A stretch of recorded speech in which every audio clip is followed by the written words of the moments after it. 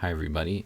In this video we are going to be comparing making pseudo-random patterns and true random patterns in Sonic Pi.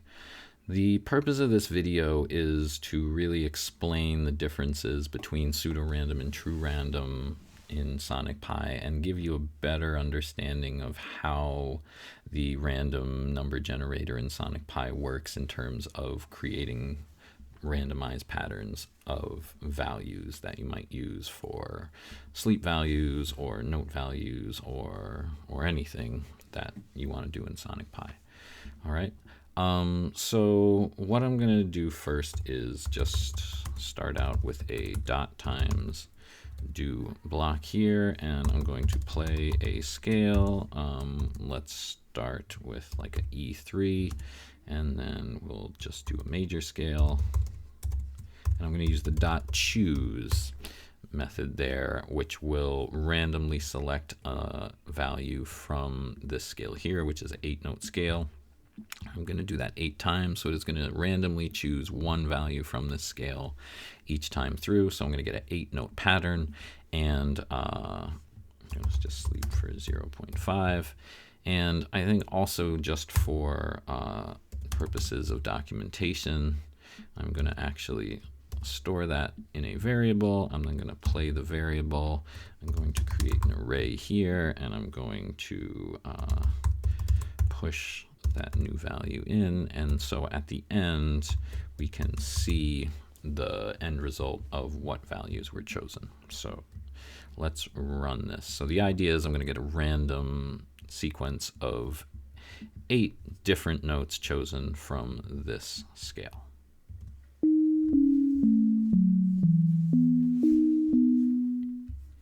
Right, and so this is the sequence that was chosen. I'm going to take that and just put it in a comment here just for reference sake. So now I'm going to run it again, and the thought will be that, again, since we are just randomly choosing one value out of this scale, and we're going to do that 8 times, and I'm going to get a different melody from the one we see here.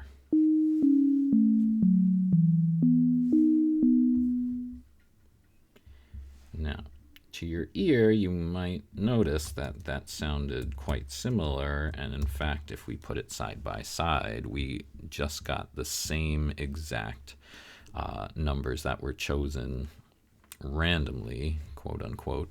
Well, let's run it again and see what happens.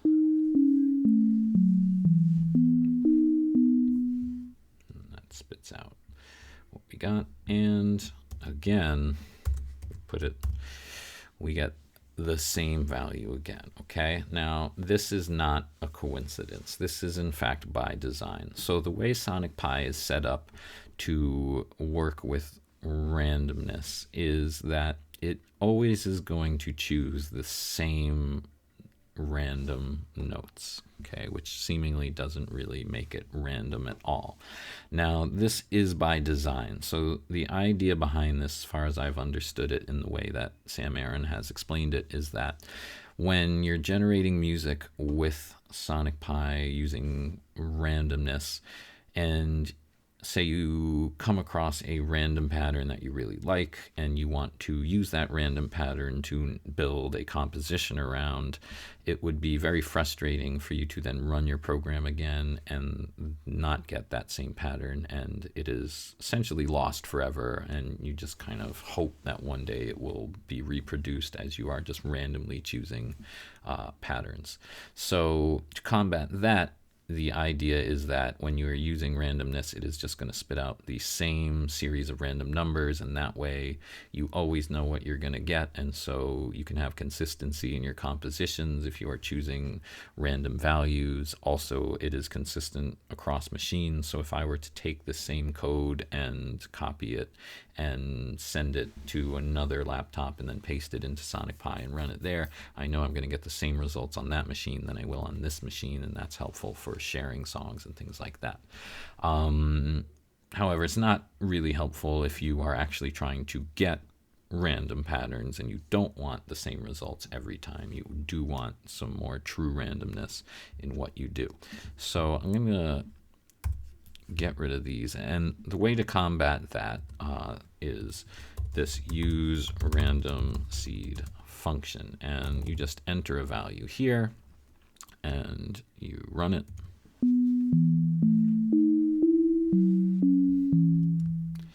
And here we can see if we take this out and put it next to the one we ran, obviously we have a different one here. I could certainly do a much lower number, say like 21.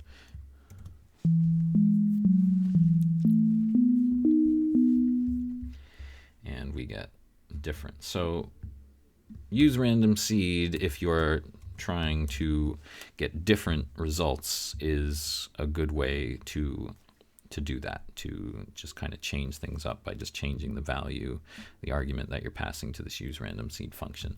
But I want to look a little more at what use random seed is actually doing, because when we kind of get under the hood, we see that we're still not quite getting a true random pattern. So what I'm going to do first is start with 0. So if I pass 0 as the argument to use random seed, let's see what we get.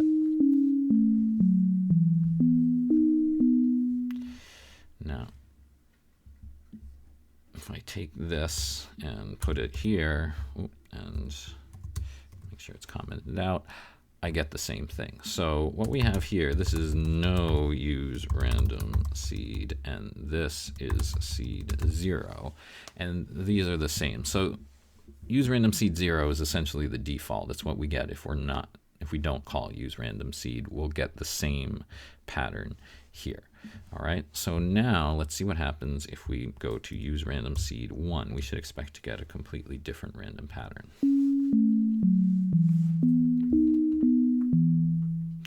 All right, and to our ear, there certainly was a difference there. We can look. We don't start on 63. We don't end on 59. So seemingly we're there, but let's keep track of that, and let's do another one. Oh, but I want to change that to random seed 2.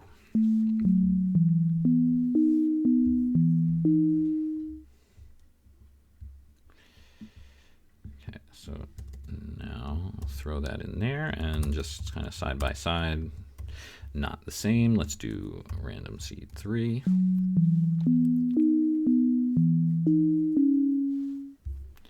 And again, to my ear, it's certainly not the same pattern. Put it there. That's seed 3, and we'll do one more here. We'll do random seed 4.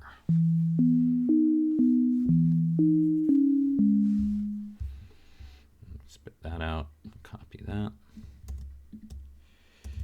Here, missing that, and so that is seed 4. Okay, so just first glance, we're definitely not getting the same pattern each time. Okay, but what you may notice is there's sort of these similarities here, and I'm just going to get rid of this no random seed since it's the same as seed 0. But see here, like we start at 52, and then we just kind of see this diagonal of 52 reoccurring in every pattern, and followed by 59, and then followed by 63, and followed by 59, 52. So there is something going on here. So what is happening is that when we are working with these randomly generated values, SonicPy just creates millions and millions of values within whatever sort of range of values that we have asked it to do that in. So in this case, we're asking it to choose a random value between E3 and E4 in a major scale. So that's going to be 8 values in total. And it just already lined up has just millions of just a string of millions of values randomly chosen through that. And technically it's not random, it's going to do the same every time. So it just has this random thing built in.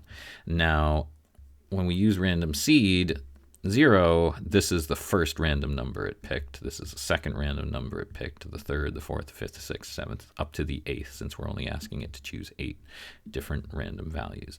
Now, if I change use random seed to seed 1, it is now just going to start on the second random value of this really long string of randomly chosen numbers, and it's going to iterate through them. So we're getting the same exact values, except now there's a different value at the end to make up for having started on this second value, since we still need 8. And then when we call random seed 2, we are now going to start on this third value here, which is 57. All these numbers will still be there, and then it's just adding that new number. Then when we start on 54 with seed 3, starting on that fourth value, and then so on down the line. So every time we're getting, it's just the same string of numbers. We're just basically, random seed is just which number are we starting on in that long line of numbers. And so what we could see here, if we actually did 12 times, and we start on random seed 0, we're going to get all of these numbers in addition to the last number of each of the random seeds that we called 1 through 4. So here we go.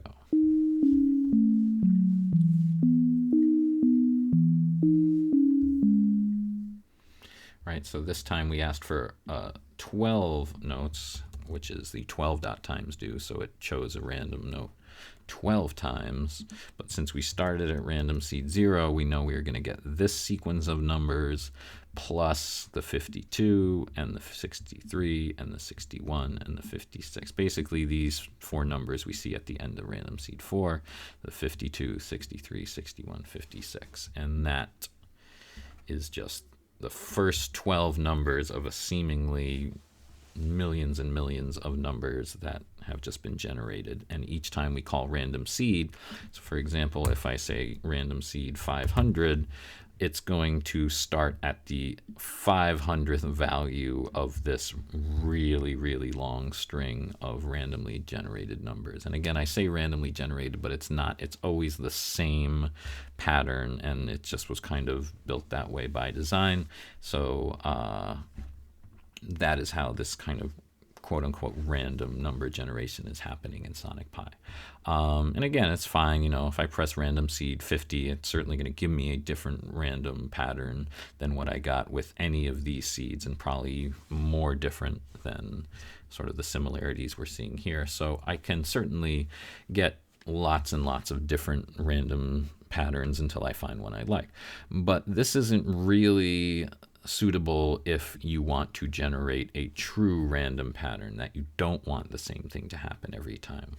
Now, one idea has been random I, which is a function that will select a random value between 0, an integer between that, and any number you give it. So in this case, I could even say pick a random number between 0 and 1 million. That will be my random seed.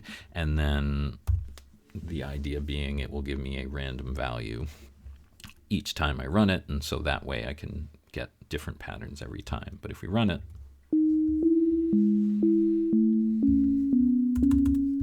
so let me get that out of the way. Okay, so this was the first time. Now let's run it again. The idea is it's going to pick a random number between 0 and 1 million as a random seed, and hopefully I should get a different series of numbers this time.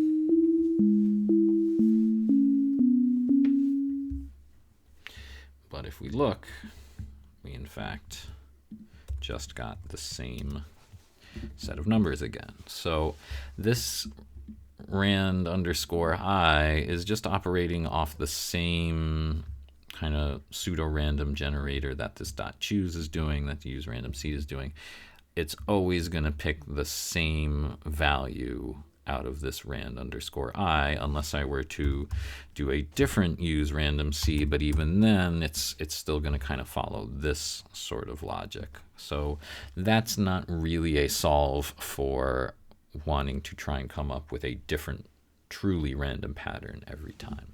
So the fix that has kind of been widely accepted in some of the Sonic Pi community is something called Time.now. So I'm going to be using the console here, Time.now. Now, Time.now, just so you're aware, is not a Sonic Pi syntax. It is a Ruby syntax on which Sonic Pi is built, which is fine. You can use Ruby syntax within Sonic Pi and can hope that it will work. However, there's no guarantee that that's going to happen. The only guaranteed things are the things covered within the Sonic Pi syntax, which is covered in help and the language tutorials and documentation. That you can always assume is going to work. But any Ruby stuff, just plain Ruby that you use in Sonic Pi, there's no guarantee that it will work, and there's no guarantee that if it works in one version, that as the versions move on and update, that it will continue to work. So you sort of have to use that at your own peril and understand that what worked maybe in version 4.1 isn't going to work in version 4.3 or 5.3. So you just need to be ready for that, and so you've been warned, basically. But as far as I know, this version, and I'm using version 5 for Sonic Pi right now, and if I run it, you'll see in the console it spits out a timestamp, so of the date and time that I called this Time.now function. Okay, and I'll just kind of throw that in a comment here. Oh, that was the other one. So let me just copy this again, just for sake here. And now I'm going to run it again. And obviously the date's going to be the same, and some other things are going to be the same, but the time is not quite the same. So it was, roughly 20 or so seconds later that I called it. So this, I know every time I run it, I'm going to get something slightly different, because obviously I can't call it twice at exactly the same time of day. Now, I can't pass a date like this into useRandomSeed. I need an integer, but there's a quick fix to that, which we're just going to add the to_i, which is a Ruby syntax that's going to convert this date into a integer. So now if I run it, I get this value here. I'm not quite certain on what the connection is between what this number is and what the date would have been, but doesn't really matter for what we're trying to do. All right, so I ran that. That was the number I got. I'm now going to run it again, and I get this number. So you can see certainly there's definitely some similarity here, but we look at the end, we end with 944, and when I ran it again, it was 962. So we are in fact getting different numbers, and depending on how long the sequence you're trying to generate, depending on how quickly between calling this Time.now function you have, you might run into some overlap like we see here with the random seeds, but it's a much better chance that it is not going to be as similar or similar at all, not to mention that even those similarities that you might get when I'm running it now, if I run it 20 minutes later, an hour later, a day later, it is always going to be a different number, since the date is going to be different, the time is going to be different, and so I can expect to get much closer to true randomness in that I know I'm not going to get the same pattern as I got at a different time, because the number being passed to the useRandomSeed is different. So I'm going to do this Time.now.to_i, and just going to make that the value that I pass. So that will return an integer as we've seen, and that will be passed to the useRandomSeed function, which will then give me a different pattern. So now, just get rid of that. I'm going to run this code here. Right, and this is the code that I got from just running this here. I'll get this out of the way, and now I'm going to run it again. I haven't changed anything in my code.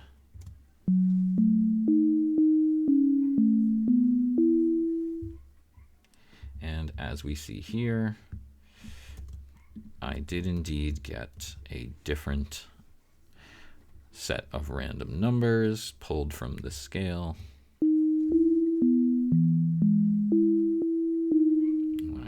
again, I get yet another different set. And notice I didn't have to change anything in my code. I didn't have to change the random seed.